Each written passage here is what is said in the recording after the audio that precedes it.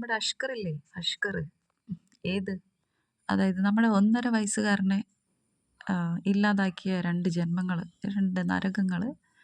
അഷ്കറും അവൻ്റെ ഭാര്യ എന്ന് പറയുന്ന അഖില. ഇപ്പൊ 2 പേരെയും പോലീസിന്റെ കസ്റ്റഡിയിൽ കിട്ടിയിട്ടുണ്ട്. ഇപ്പോഴത്തെ അവരുടെ കോലം നമുക്കെന്തായാലും ഒന്ന് കാണാം. നമുക്കെന്തായാലും ഒരു ആശ്വാസത്തിന് വകയുള്ള ഒരു കോലമാണ് ട്ടോ 2 പേരുടെയും. അഷ്കറിന് നടക്കാനൊന്നും വയ്യ. നന്നായിട്ട് പോലീസ് പെരുമാറിയിട്ടുണ്ട്. അതന്നെയാണല്ലോ വേണ്ടത്.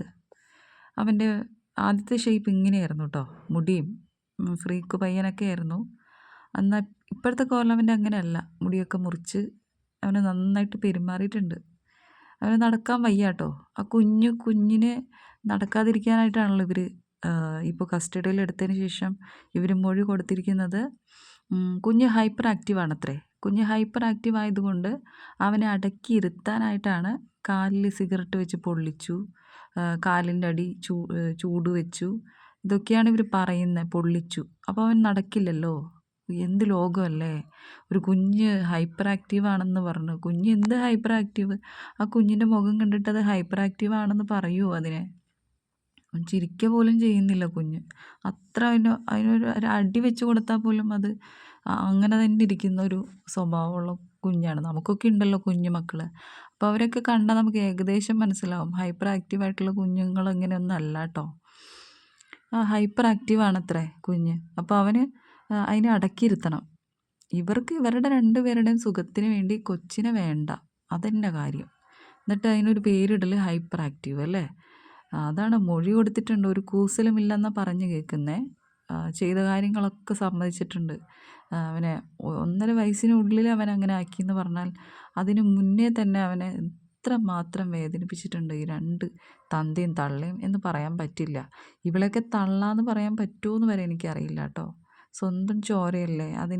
അതിനെ ഉപദ്രവിക്കാനായിട്ട് ഇവൾ മൗനാനുമതി നൽകിയെന്നാണ് പറയുന്നത്. ഏതമ്മയും അതിനൊക്കെ സമ്മതിക്കുക? എത്ര ദുഷ്ടരായിരിക്കണം അവർ 2 പേരും. ഇവക്ക് ഞാൻ പറയുന്നില്ല, ഇവക്ക് വേറെ അസുഖമാണ്. ഇവക്ക് അത് മാത്രം മതി. അല്ല, സ്വന്തം ചോരയോടുള്ള വാത്സല്യമോ സ്നേഹമൊന്നും ഇവക്കില്ല. ഇവൾ പോകുന്ന കണ്ടില്ല ഒരു കൂസലും ഇല്ലാതെ. ഇവൾ ആദ്യം തന്നെ അവന് കൊടുത്ത അടി മൊത്തം കൊടുക്കേണ്ട ഇവക്കാ. ഇവക്ക് ഒരു സ്നേഹവും അനുകമ്പയും ഒന്നും നമ്മുടെ ഭാഗത്തുനിന്നോ പോലീസിൻ്റെ ഭാഗത്തുനിന്നോ ഒക്കെ കിട്ടരുതെന്ന് തന്നെയാണ് എനിക്ക് പറയാനുള്ളത് കേട്ടോ. ഇനി നമ്മുടെ അഷ്കർ അളിയൻ നടന്നു വരുന്നുണ്ട്. ഇവന് നടക്കാൻ വയ്യ കേട്ടോ. ഒന്തിയാ നടക്കുന്നത്. ഇവൻ്റെ കാലിൻ്റെ ഇടയിൽ നല്ല കിട്ടിയിട്ടുണ്ടെന്ന് എനിക്ക് തോന്നുന്നത്. നല്ല വടി വെച്ചിട്ട്, നല്ല പോലീസിൻ്റെ വടി വെച്ചിട്ട് നന്നായിട്ട് കിട്ടിയിട്ടുണ്ട് അവൻ്റെ കാലിന്. ഏതോ ഒരു കാലിന് അവന് ഞൊണ്ടിയാണ് നടക്കുന്നത്. ഞാൻ ആദ്യം വിചാരിച്ച കാലിന് വിലങ്ങിട്ടിട്ടുണ്ടെന്നാണ്. പക്ഷെ കാലിന് വിലങ്ങൊന്നുമില്ല.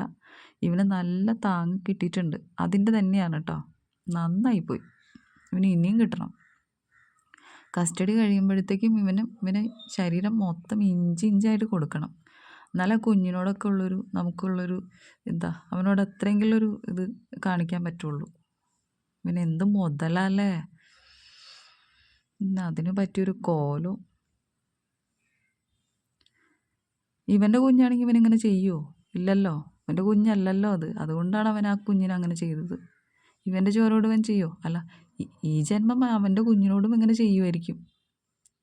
ഇങ്ങനെ പോയാൽ അതായിരിക്കും അതും നമ്മൾ കേൾക്കേണ്ടി വന്നേനെ.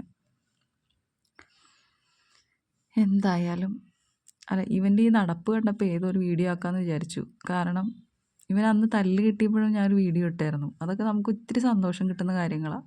ഇവനെങ്ങനെയെങ്കിലും നല്ല കിട്ടണം എന്നുള്ളൊരു ഇതാണ്. ഇനിയും അടങ്ങിയിട്ടില്ല. ഇനിയും കിട്ടണം അവന്. ഇനി ഇവൻ്റെ ഓരോ കോലങ്ങൾ നമുക്ക് കാണേണ്ടിയിരിക്കുന്നു.